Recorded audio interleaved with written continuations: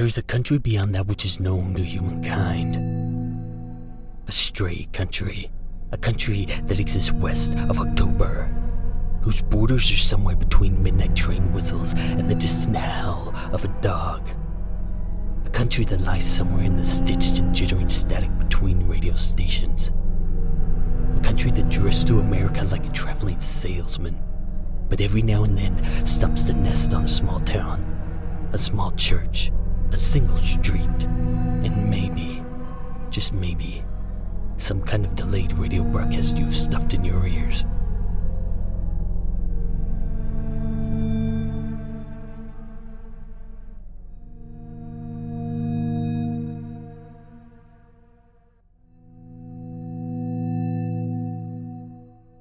Chapter 17. The Preacher and the Pig Pen.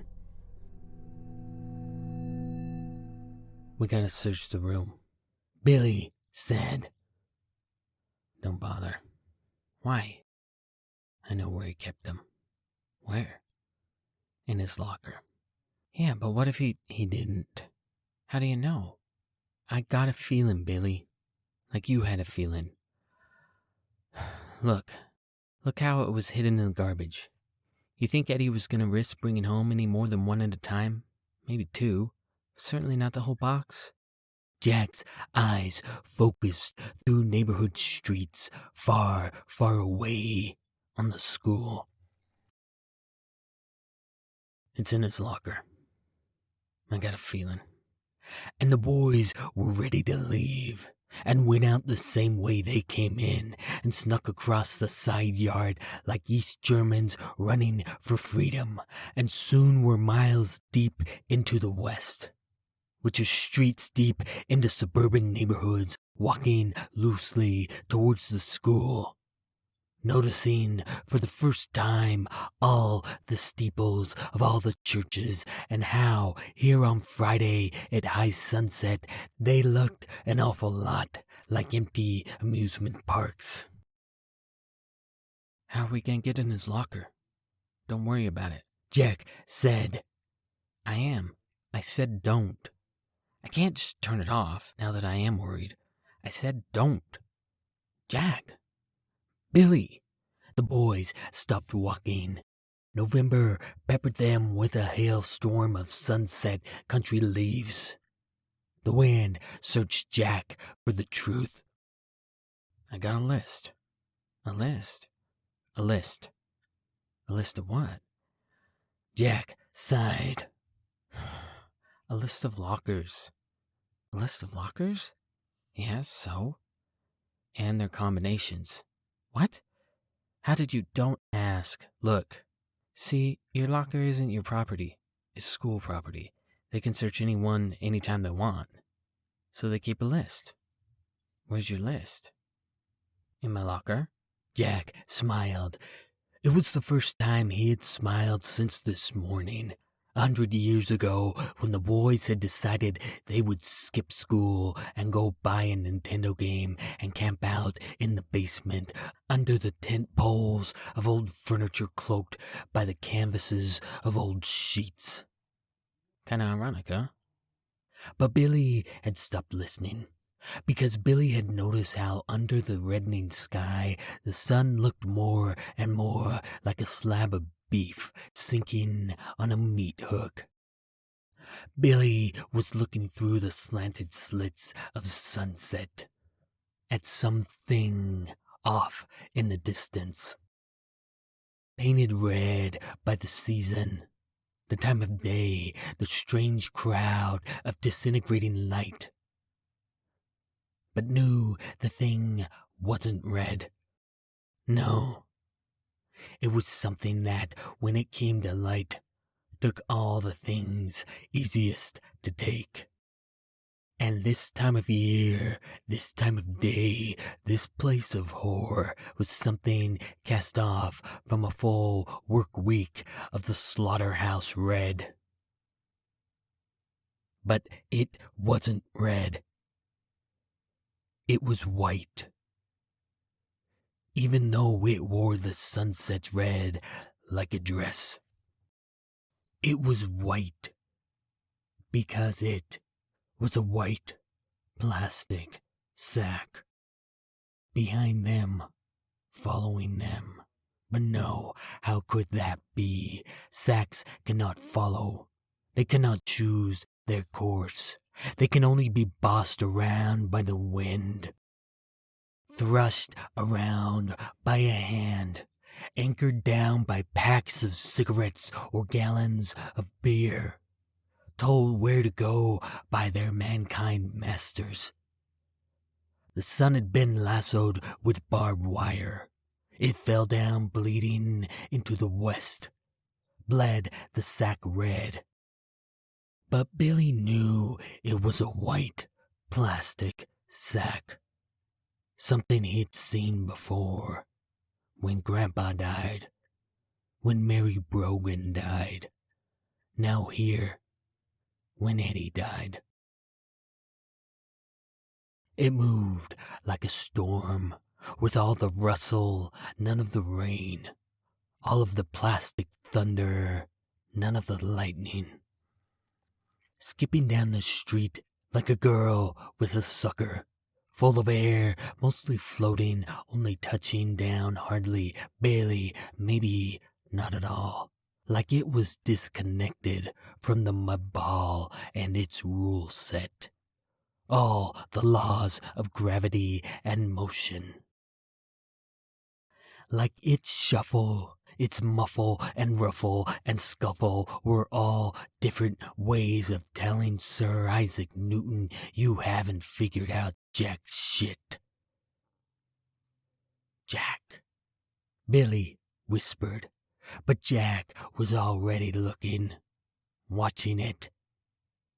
Watching it, shambling the long and lane empty street, speaking beneath the wind, rummaging itself for a matchbook or lighter or pack of Winston Blue Super Slims, finding itself empty, sending Morse code through the air to talk to the spider webs, sailing on the breeze of old October, smothering old names, old times, old ways, all by passing through town like the new century tumbleweed.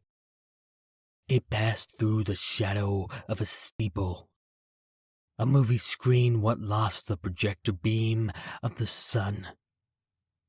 It turned the color of hammer and nails. Grandpa's whiskers, the cold ash tapped off cigarettes. Cold oatmeal, snow left too long by the side of the freeway, or just the color of concrete. Billy lost it. Jack lost it. Where did it go? Whispered Billy. Jack did not know, could not say. Swallowed by the sidewalk. Camouflage, no, not likely. Boys' eyes are too goddamn good. Too quick. Like gunslinger eyes, no way they could have lost it. No, which only meant one thing. The concrete sidewalk had hit it. A type of cathedral for plastic sacks. A place for phony material to say phony prayers to phony gods. Yes, concrete and plastic. Why hadn't Billy put them together before? They went together like cigarettes and matches. Billy looked more. Did you see where it went? Jack looked less. No, let's get out of here. The sack was gone. Gone to church to sit its flush of faux velvet self in the stiffest pews of concrete. Gone to the cold sack-breathing service. Couldn't have entered the concrete like a church. No, that's impossible. But where? Not here. No more. And if not here, then that meant gone. Just like that. But you did see it. Right, Jack? No answer. Jack? A younger brother looked to older brother, to the sibling roof, the one who kept the rain off, the one who taught a brother how many books to carry to class so as not to get made fun of, to never run in the halls no matter how late you will be for class, on words that were okay to say and words that could never be said, and how to speak up to be seen, pipe down to be overlooked. Billy looked to this encyclopedia of a brother, this user's manual for life, for an answer. But there was nothing in Jack's eyes, because all his boy enginery was shoveling coal into his ears. Yes, all hands on deck had been pulled from eyes and limb and joined all up to the ear funnels for a noise way out deep in another land. Maybe heard, possibly heard, could have been heard, had to be verified, known, confirmed. So Jack stood there with an ear to the wind, and Billy put his ear to the wind just like his brother.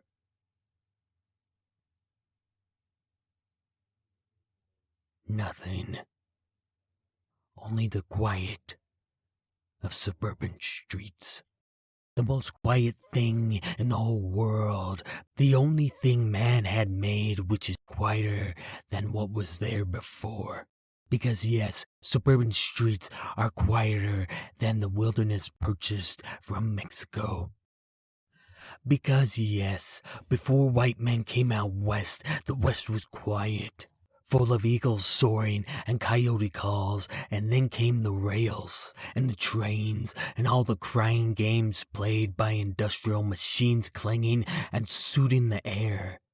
And then the machines got quiet, and locomotives became rare things, flung to the outskirts of towns, reverse segregation, and cable cars took their lines and ran quieter, and then cars came, and the cars got quieter over the years, and quieter, until suburban homes stood on top of the moldy bones of the Old West.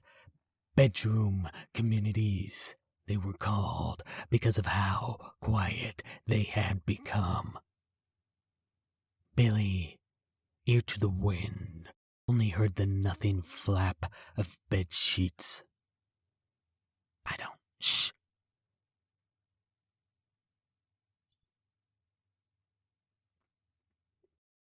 Billy listened. Listened to the nothing.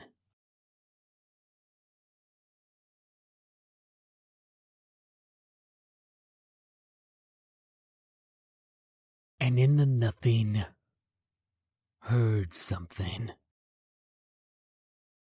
In the country deeps of suburban streets, Billy heard, thought he heard, thought he heard, a frequency hard to pick up, like listening to a radio with a broke antenna, something you had to keep moving to get a signal.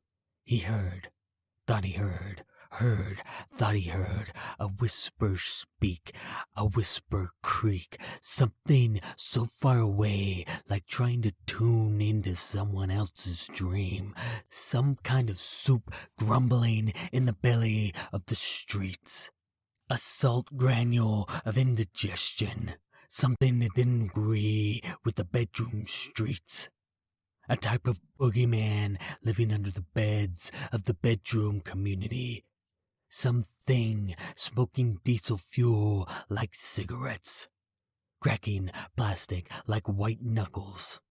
The landfill moan. Yes, the sound of something what had crossed shadows with a junkyard.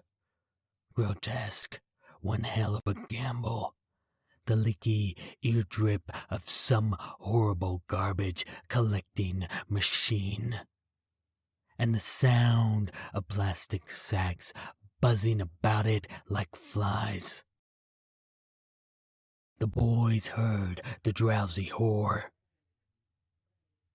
Off in bedtime country, stalking the streets by sunset, setting up for the nightmare hour.